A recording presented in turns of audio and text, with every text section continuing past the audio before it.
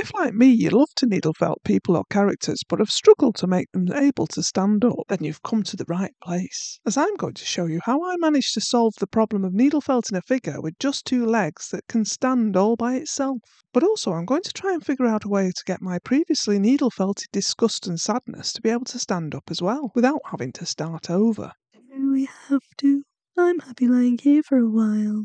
That's okay, Sadness. I'll come back to you later on. Right, if you want to make a needle-felted figure that stands up, I recommend that you plan how you're going to do this from the start. As usual, I've got my trusty drawing pad out and made a drawing of the figure I want to make in the size I want to make it. But if you're not confident at drawing, just print out a picture of the character in the size you'd like it to be. This gives you a template to work from, and compare the size and proportions of everything you needle felt as you go along. So as you can see, I am needle felting Joy from inside out. As I did with Sadness and Disgust, I'm using thin pipe cleaners or chenille stems to give her an armature. Well, that didn't help us stand up. You're right, Sadness, it didn't. So for Joy, I'm going to make the armature slightly differently. I folded one chenille in half for the legs, leaving them far too long, but I'll explain why they're so long in a moment. I've already drawn out the size of the armature to match my drawing. Then take another chenille stem for the body. Then I've measured my chenille down from the head to the point where we're going to place the other chenille for her legs. Then take the body piece of chenille up and over one leg, around the back,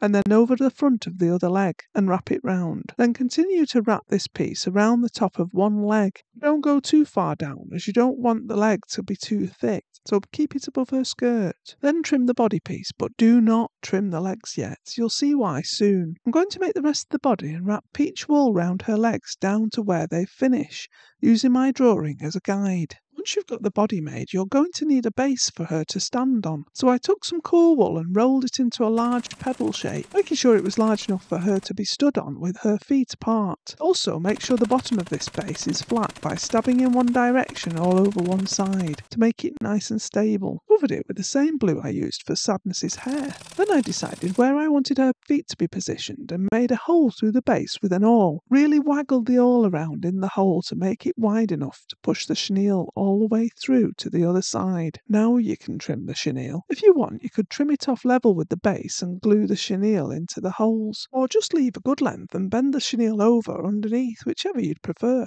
Then I've made 2 feet but without any wire in them. Ew, she's got no head. And where's my base? I know, she's not finished yet. I'll show you how I've made the rest of Joy in a future video, so if you want to watch that, then please subscribe. Right, Disgust, let's figure out how to get you stood up. It's about time. So one quick but not permanent solution is to take 2 pins, or slightly longer needles, and take the pin down through the leg and into the felted base or felting mat in this case. This works quite well and it's temporary so you can move them around. I even managed to animate Disgust a bit. It's kind of walk. However, to have a more permanent solution for a needle-felted person that you've already made, I took some green gardening wire that's pliable but holds its shape, and made a loop and wrapped it around the top of Disgust's leg. This will be hidden by a skirt. Then take it down the back of the leg and straight into the hole in the base, bending it round underneath the base for extra stability. Then I had to wrap a short length of invisible thread around her ankle and the wire to hold her upright. So that looks fine from the front, but if you wanted to hide the back, you could wrap some more of the same coloured wool around the leg, covering and camouflaging the wire. If you'd like to needle felt your very own Sadness, then you might want to watch how I discovered some new techniques to make her jumper. And in this video, I'll not just show you the mistakes I made, but I'll explain how to avoid and fix them, making your Sadness look better than mine. Thanks for watching.